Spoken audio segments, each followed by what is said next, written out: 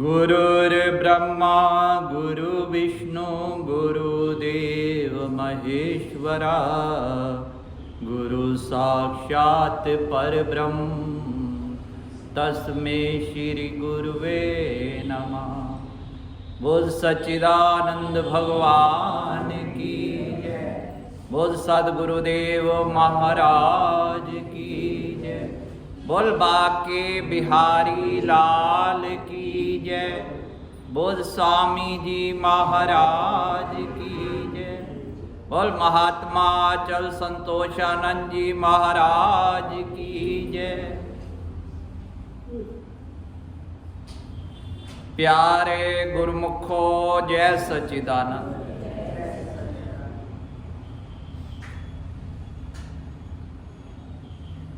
आज का भंडारा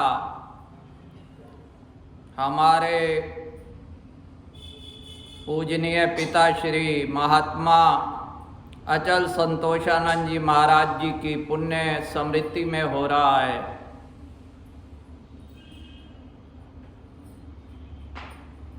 महात्मा अचल संतोष आनंद। हर मानव चाहता है आनंद को, और ऐसा आनंद जो शाश्वत हो, अचल हो।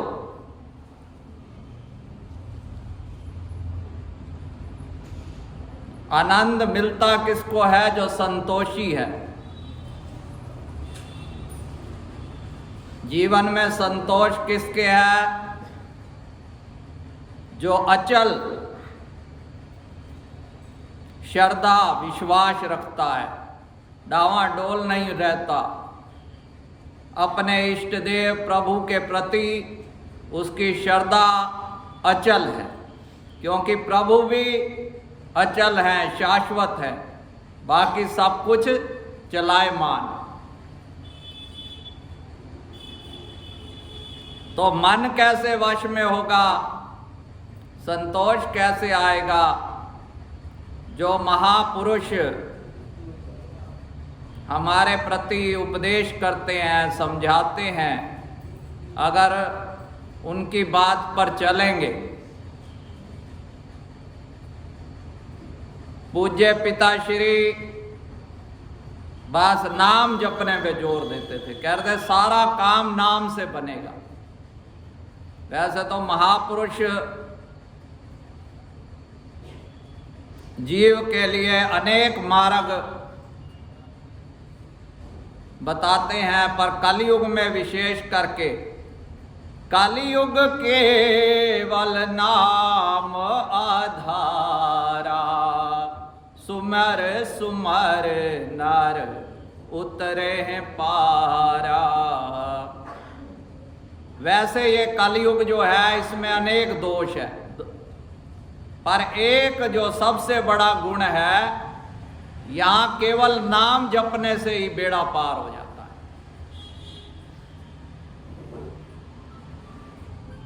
सतयुग में तपस्या होती थी,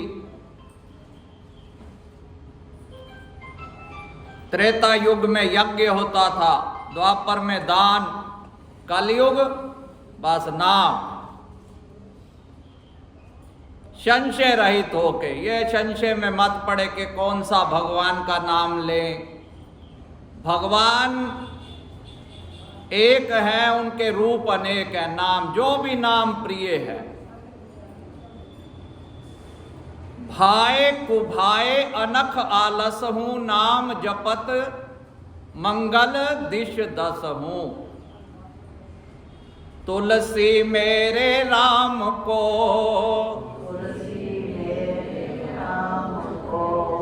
भजो रीज आखीज, उल्टा सीधा खेत में, तो उग आवत है बीज। अब खेत में बीज डालते हैं, ये थोड़ा कि सीधा सीधा करके। वो कह रहे हैं भाव से, कुभाव से, अनख से, आलस से कैसे ही नाम लिए जाओ, बेड़ा पार हो जाएगा।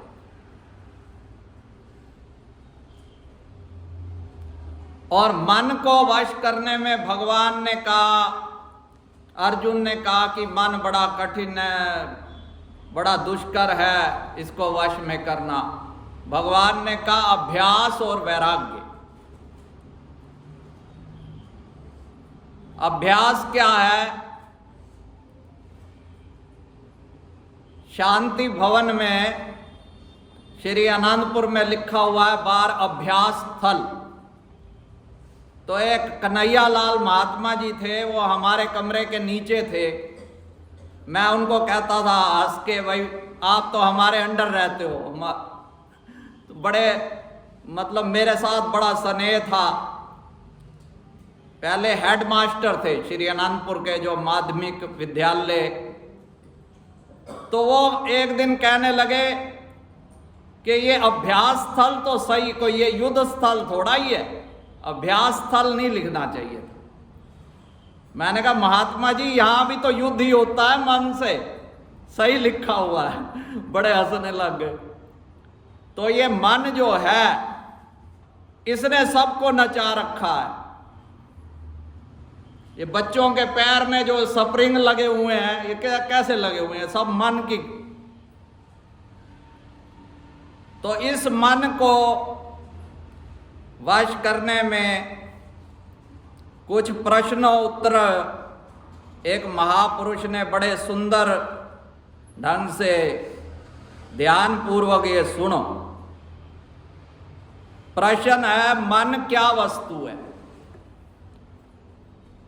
यह आत्म और अनात्म पदार्थ के बीच में रहने वाली एक विलक्षण वस्तु है।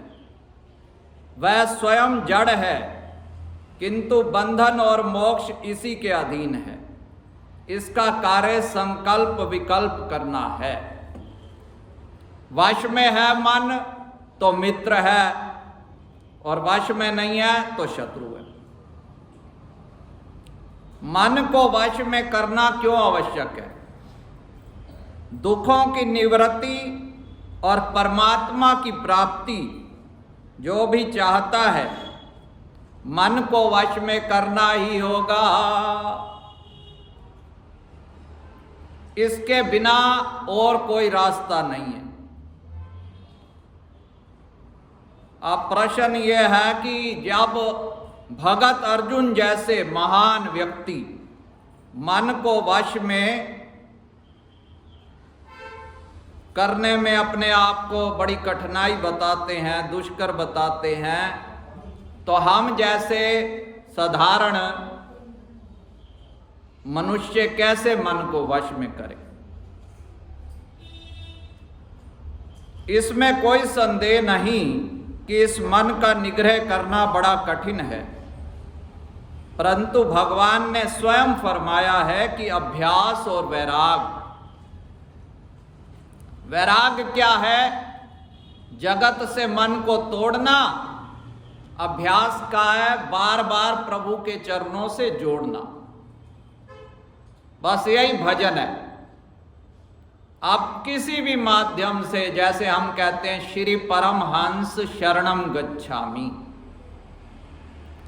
अभी डॉक्टर जी कह रहे थे कि भाई ये मन को वैराग नहीं आता। संसार में बार बार धोखा खाने पर भी, बार बार ये देखने पर भी कि सब झूठे संबंध हैं, कोई किसी का नहीं है, तो प्रभु का यही तो सारा ये लीला चक्र है। अगर इतनी आसानी से काम बनता होता, हमारे प्रातः स्मरणीय जगत वंदनीय तृतीय पातशाही भगवान जी कहते थे कि प्रेमियों, अगर लाखों करोड़ों का घाटा होता तो हम तुम्हें इतना जोर ना देते। ये जो जीवन है, ये जो श्वास है, इसका क्या मोल है? एक बार भाई जी ने कुछ जन्म दिवस था तो प्राण प्रीतम पंचम पाशे भगवान जी के चरणों में कुछ सेवा भेंटा की। भाई गुरुमुख का जन्म दिवस, तो भगवान जी ने कहा गुरुमुख तेरी बस यही कीमत लगाई है तेरी मां ने। फिर फरमाया वो दुआ क्या है, इशारा किया भाई जी ने, फिर पढ़ा मोल चतुर्दश भवन का, एक श्वास है तोए, तुलसी ऐसो धन रघुनाथ को, तुलसी वृथा न खोए।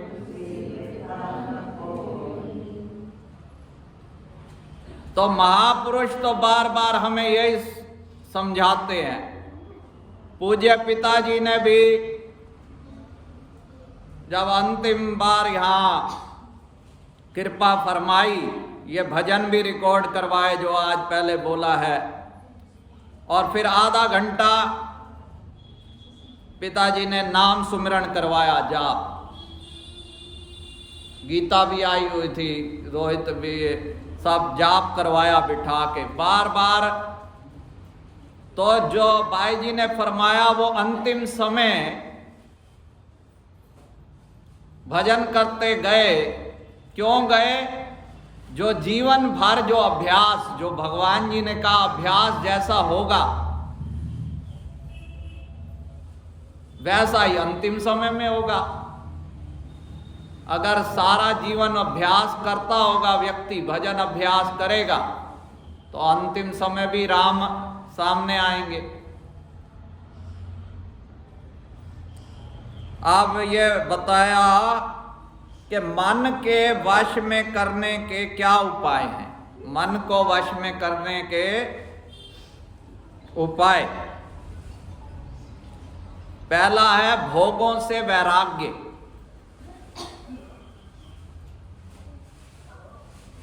नियम से रहना, मन का निरीक्षण करना, मन के कहने में ना चलना।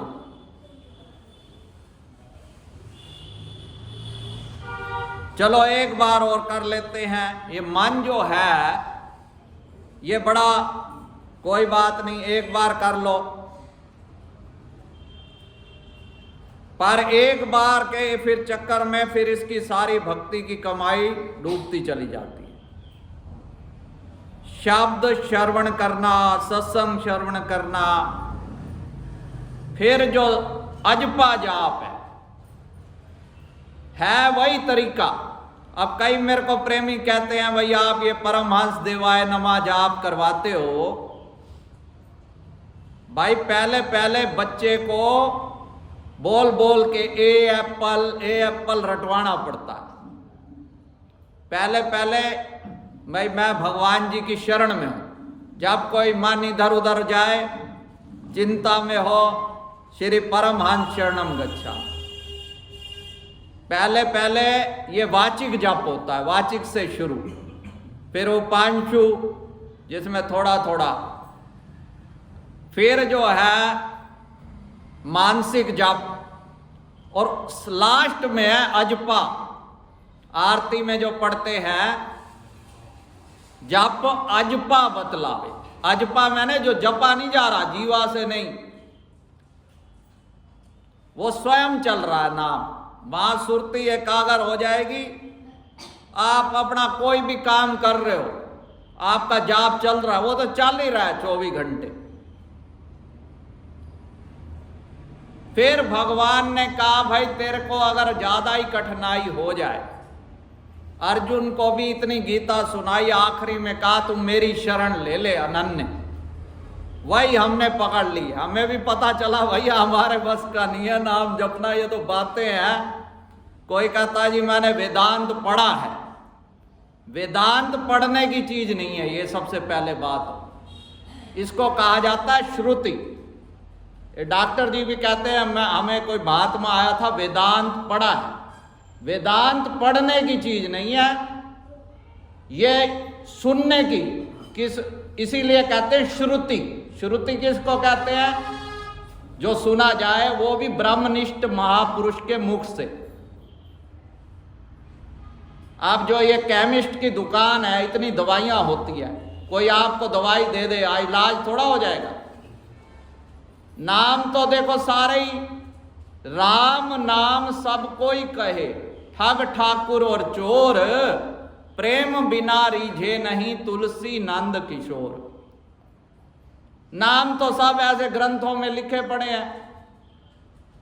वेदांत, अब बड़े बड़े महापुरुष, किसी को क्रिटिसाइज नहीं करना चाहिए, लिखते हैं वेदांत भूषण, और पीछे उनके खड़ा होता है गार्ड।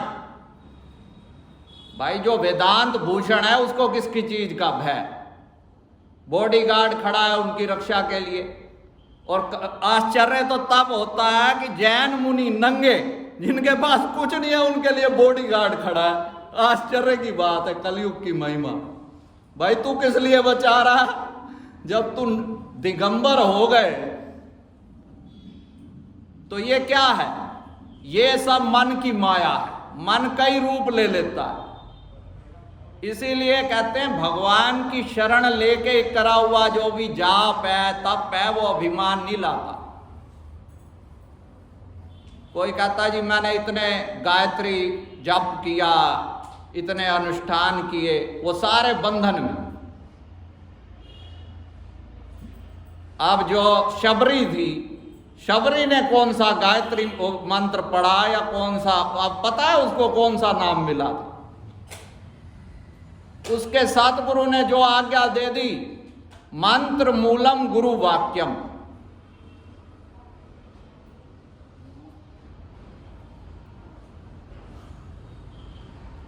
अब एक प्रश्न है, क्या नियम पालन से मन वश में हो सकता है?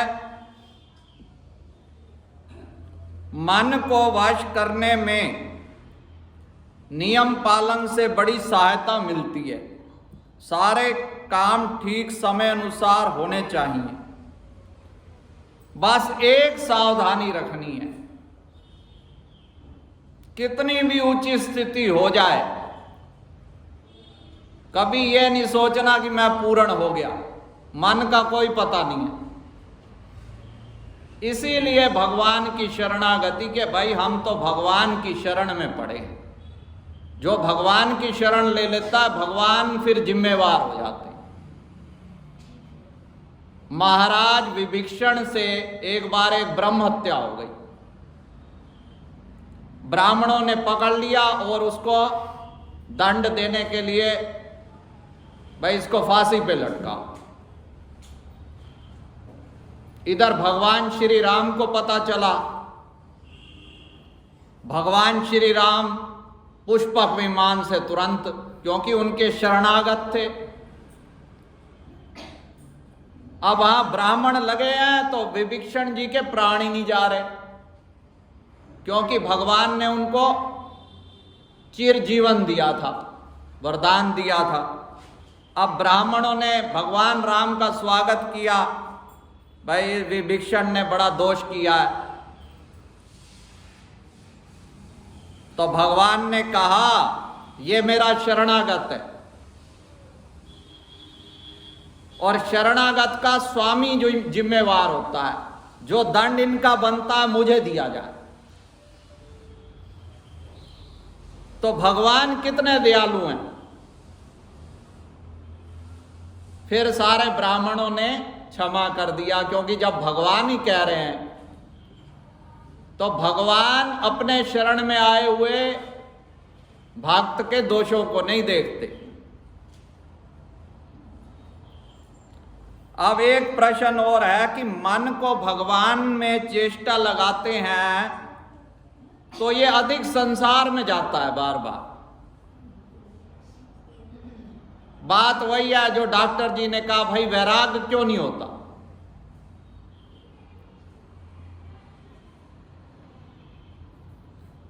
जब स्टार्टिंग में मन को वश में करने का उपाय करते हैं, भजन शुरू करते हैं, तो ये जोर मारता है। नया साधक घबरा उठता है, निराशा सी आती है। ऐसी अवस्था में धीरज करना चाहिए।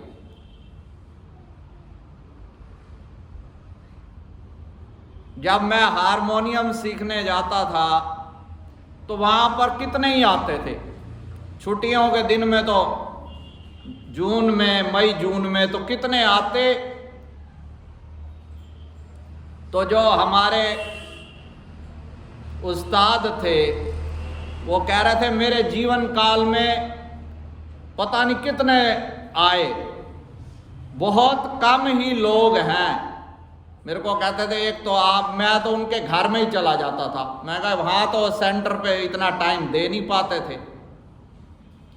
तो वहां वो सूरदास थे, हालांकि मैं उनको साइकिल पे ले जाता, उनसे ऐसे अपना घनिष्ठता हो गई। तो घर पे जाके दिन रात, यहां पे भी सबको पता है, कुटिया में भी अपना लेके हारमोनियम पीछे ऐसे पड़ गया। वो बाबा, हमारे बाबा जी थे लोचाराम बाबा जी, वो कहते ये 24 घंटे ही लगे पड़ा। तो आनंदपुर में भी तो जब आदमी इस एक जो ये झूठा शब्द है, शब्द ज्ञान, इसको भी प्राप्त करने के लिए इतना पीछे पड़ना पड़ता है। तो जो अनाद शब्द जिसने सुनना है तो उसके पीछे कितनी लगन होनी चाहिए।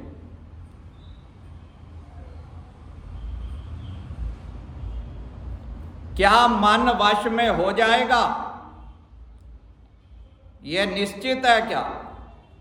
घबराने, ऊबने या निराश होने से काम नहीं होगा। आज नहीं तो क्या, कभी ना कभी तो मन वश में होगा। जब अभ्यास का बल बढ़ेगा तब संसार से फुर्सत मिलने, संसार से वैराग होता जाएगा और अधिक अधिक समय भजन में लगेगा तो ये सीधा परमात्मा में स्थिर हो जाएगा। तुम पहले यह मत सोचो कि मन वश में हो रहा है या नहीं हो रहा। सीधा भगवान में किसी भी साधन से। चैतन्य देव महाप्रभु, उन्होंने कीर्तन का मार्ग, जो उनका मंत्र है, हरे राम राम राम हरे हरे, हरे कृष्ण कृष्ण कृष्ण हरे। कीर्तन से मन निरुद्ध होकर परमात्मा में शीघ्र लग जाता है। प्रेम पूर्वक भगवान के नाम का कीर्तन करना मन पर विजय पाने का एक अनुपम साधन है। और हमारे सतगुरु ने तो हमें 5 साधन दे दिए, ये भी मन पे विजय पाने के। जो हमारे शत्रु हैं वो कितने हैं? काम, क्रोध, लोभ, मोह, अहंकार। और इधर आरती, पूजा, सेवा, सत्संग, सुमिरण, दर्शन, ध्यान। अब ये 5 सेनापति उधर से हैं तो 5 सेनापति इधर से लगा दिए भैया, क्योंकि 24 घंटे आदमी एक साधन नहीं कर सकता। सवेरे सवेरे आरती पूजा करे, कभी सत्संग, कभी सुमिरण, तो ये युद्ध चलने दो। तुम इसमें अपने आप को इतना ज्यादा सियाणपत दिखाने की जरूरत नहीं है। ये सारा जिम्मा श्री गुरु महाराज जी ने लिया हुआ। संसार में कोई गारंटी नहीं देता। कोई डॉक्टर के पास जाए वो भी लिख के नहीं देगा, वो बल्कि लिखवा के ले लेगा, भाई मरे या कुछ है, ऑपरेशन करवाएंगे, लिखवा लो पहले, 5 लाख और दो। कई तो डॉक्टर ऐसे हो गए हैं कि मुर्दों को भी अपना मशीनों में लगाए रखते हैं, पैसा लेते रहते हैं। और कोई मास्टर है, वो ये नहीं है कि पढ़ाई करवाएगा, भाई पास हो या फेल हो। पर हमारे श्री गुरु महाराज जी ने क्या वरदान दिया है? श्री आरती पूजा सेवा सत्संग, सुमिरन दर्शन ध्यान, श्रद्धा सहित सेवन करे, तो निश्चय हो कल्याण। निश्चय हो कल्याण, निश्चय गारंटी दे दी। यह भी नहीं कि 5 साल की गारंटी है, कई गारंटी देते हैं, कई आधे पुर्जों की गारंटी देते हैं, फिर कहते हैं गारंटी नहीं, ये तो वारंटी है, वारंटी नहीं तो फलाना चकरा चुकरू के कई बातें। या निश्चय हो कल्याण। तो महापुरुषों के जो ये भंडारे होते हैं उनको हम श्रद्धांजलि देते हैं। ये हमें शिक्षा देते हैं कि जैसे वो अपना अंतिम समय तक गुरु दरबार से निभा गए, तो जाना तो सबने है एक दिन, कोई पता नहीं किसका कब नंबर आ जाए, कोई जवान है बूढ़ा है कोई गारंटी नहीं है। तो हमें ये चाहिए कि उनके चरणों में यही बेनती है हमारी कि हे श्री गुरु महाराज जी, जैसे आपने जन्म से देखते चले आए हैं गुरु दरबार में ऐसे ऐसे महापुरुष, हमारे पिताजी, हमारे स्वामी जी महाराज जी अंतिम समय कैसे अपना भजन करते हुए, स्वामी जी महाराज ने कहा कि आरती उसमें लगाओ टेप रिकॉर्ड में, और जैसे श्री गुरु महाराज जी ने हुक्मनामा दिया स्वामी जी उठ के बैठ गए। तो महापुरुष का जो बाहरी देह होता है उससे वो, जैसे राजा जनक को क्या कहते थे, विदेह, विदेह क्या, उनके देह में सुरती अटकी नहीं होती, देह हो रहे ना रहे, वो देह से विदेह मतलब भगवान में समाये रहते हैं। तो हमें भी ऐसी शक्ति दो कि जो हम महापुरुषों के मार्ग पर चल के, उनके पद चिन्हों पर चलकर अपने इस जीवन को सार्थक करें। और पूज्य पिताजी महाराज जी के चरणों में बार बार लाखों लाख कोटिन कोट श्रद्धांजलि अर्पित करता हूँ। श्री परमहंस शरणं गच्छामि, श्री परमहंस शरणं गच्छामि, श्री परमहंस शरणं गच्छामि।